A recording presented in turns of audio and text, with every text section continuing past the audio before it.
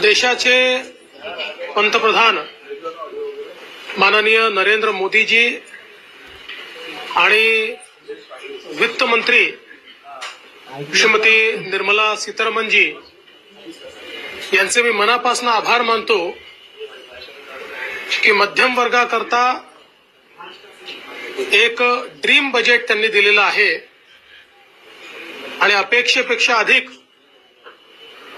म्हणजे इन्कम टॅक्सची लिमिट थेट 7 लाखावरनं 12 लाखापर्यंत नेलेली आहे। त्यामुळे आता 12 लाख रुपये उत्पन्न असणाऱ्यांना कोणताही टॅक्स भरावा लागणार नाही अशी जी इन्कम टॅक्सची रचना करण्यात आलेली आहे याचा मोठा फायदा मध्यमवर्गीयांना, नोकरदारांना, नवतरुणांना या ठिकाणी होणार आहे। याच्यामुळे एक मोठं डिस्पोजेबल इन्कम हे मध्यमवर्गीयांच्या खिशात येणार आहे आणि ते जे काही इन्कम आहे ते खर्च केल्यामुळे देशामध्ये मागणी किंवा डिमांड ज्याला म्हणतो ती देखील मोठ्या प्रमाणात वाढणार आहे, ज्याचा उपयोग देशाच्या एमएसएमई क्षेत्राला मोठ्या प्रमाणात होणार आहे, त्यातनं रोजगार निर्मिती देखील होणार आहे। त्यामुळे मला असं वाटतं की या अर्थसंकल्पामध्ये अतिशय बोल्ड स्टेप ज्याला आपण म्हणू शकतो, अतिशय धीरानं घेतलेला अशा प्रकारचा हा निर्णय निश्चितपणे भारताच्या आर्थिक इतिहासातला मैलाचा दगड ठरेल असं माझं मत आहे। यासोबत विशेषतः शेती क्षेत्रामध्ये 100 जिल्हे आयडेंटिफाय करून त्याच्यामध्ये शेती विकासाची मोठी योजना राबवण्याचा निर्णय असेल किंवा नवीन पल्सेस मिशन असेल, पहिल्यांदा केंद्र सरकारने घोषणा केली आहे की तेलबियांच्या संदर्भात जी काही व्हॅल्यू चेन तयार होईल त्याच्यामध्ये 100% खरेदी केंद्र सरकार करणार आहे आणि हमीभावाने करणार आहे। त्यामुळे निश्चितच शेतकऱ्यांना अधिक उत्पादन मिळण्याकरता, अधिक पैसे मिळण्याकरता त्याचा एक मोठा फायदा होणार आहे। मासेमारी करणाऱ्यांकरता देखील जी काही क्रेडिट लिमिट 3 लाखाची होती ती 5 लाख बिनव्याजी करण्यात आलेली आहे, ज्याचा फायदा मोठ्या प्रमाणात होईल आणि शेती क्षेत्रामध्ये खूप मोठ्या प्रमाणात विविध प्रकारची गुंतवणूक देखील सरकारने घोषित केलेली आहे।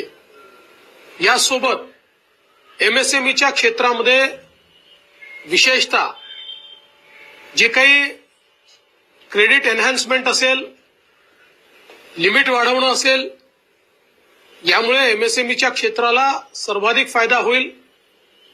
आपल्या एकूण उत्पादन क्षेत्राच्या 36% एमएसएमईचं क्षेत्र पण सर्वाधिक रोजगार देणारं क्षेत्र असल्यामुळे त्याचा विशेष फायदा होणार आहे। आणि सर्वात महत्वाचं महाराष्ट्राकरता, कारण आता महाराष्ट्र हे देशाचं स्टार्टअप कॅपिटल झालेलं आहे आणि स्टार्टअप मधनं सर्वाधिक रोजगाराची निर्मिती होते आहे।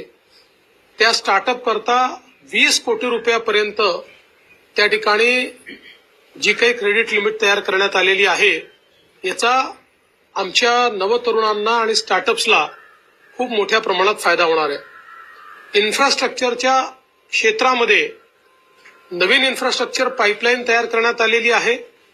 विशेषतः पीपीपी प्रकल्पांकरता जी नवीन योजना अनाउन्स करण्यात आली आहे, यामुळे खासगी क्षेत्राची गुंतवणूक इन्फ्रास्ट्रक्चरच्या क्षेत्रामध्ये मोठ्या प्रमाणात वाढेल आणि त्यातून रोजगाराची निर्मिती होईल। त्यासोबत ऍसेट मॉनिटायझेशनचं नवीन फ्रेमवर्क आहे, त्यामुळे निश्चितपणे ज्या ऍसेटमध्ये गुंतवणूक केली आहे त्यातनं पैसा रिअलाइज होणं आणि तो दुसरीकडे डिप्लॉय करणं याला एक मोठी चालना मिळणार आहे. विशेषतः युवांकरता वेगवेगळे जे मिशन या ठिकाणी अनाउन्स करण्यात आलेले आहेत ते अत्यंत महत्वाचे आहेत आणि त्यांच्या स्वप्नांना भरारी देणारे आहेत. खरं म्हणजे आपण जर बघितलं तर 21व्या शतकातला हा अर्थसंकल्प विकसित भारताचा अर्थसंकल्प आहे. भारताला गतीने पुढे नेणारा अर्थसंकल्प आहे आणि भारत हा प्रगल्भ अर्थव्यवस्थेकडे चाललेला आहे आणि त्याचसोबत सर्वसमावेशक अर्थव्यवस्थेकडे चाललेला आहे. या दोन्ही गोष्टी या अर्थसंकल्पातनं आपल्याला पाहायला मिळतात. हे अतिशय चांगलं काम केल्याबद्दल देशाचे प्रधानमंत्री माननीय मोदीजी आणि सन्माननीय निर्मलाजी यांचे मी मनापासून आभार मानतो, अभिनंदन करतो. आदरणीय प्रधानमंत्री मोदी जी के नेतृत्व में हमारी फाइनेंस मिनिस्टर निर्मला सीतारमण जी ने एक बहुत ही जबरदस्त इस प्रकार का बजट पेश किया है. विशेष रूप से इसको हमारे मध्यम वर्ग के लिए ड्रीम बजट कहा जा सकता है. ऐसा बजट उन्होंने पेश किया है, इसलिए मैं उन्हें बहुत बहुत बधाई देता हूं. विशेष रूप से इनकम टैक्स का एग्जम्पशन स्लैब जिस प्रकार से परिवर्तित किया गया है और 12 लाख रुपए तक कोई इनकम टैक्स नहीं लगेगा, ये जो घोषणा है ये निश्चित रूप से एक मील का पत्थर भारत की अर्थव्यवस्था के इतिहास में साबित होगा. 7 लाख से सीधा 12 लाख का जंप.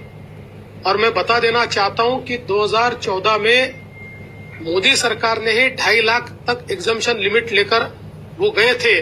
वहां से लेकर अब 12 लाख तक का ये सफर हमारे मिडिल क्लास, सैलरीड और हमारे जो नए तरुण है इनके लिए एक बहुत ही सुखकारी इस प्रकार का अनुभव होगा. इसके कारण एक डिस्पोजेबल इनकम एक बहुत बड़े तबके के हाथों में आएगी, जिसके कारण खरीद भी होगी, डिमांड भी बढ़ेगी, एमएसएमई को भी फायदा होगा, रोजगार की भी निर्मित होगी. तो एक प्रकार से इसका एक बड़ा अर्थव्यवस्था पर इफेक्ट हमको दिखाई देने वाला है. इसके साथ साथ जिस प्रकार से कृषि के क्षेत्र में अलग अलग योजनाओं को घोषित किया है, फिर 100 जिलों में जो नई कृषि की योजना हो या फिर जो हमारे ऑयल सीड्स है, दलहन तिलहन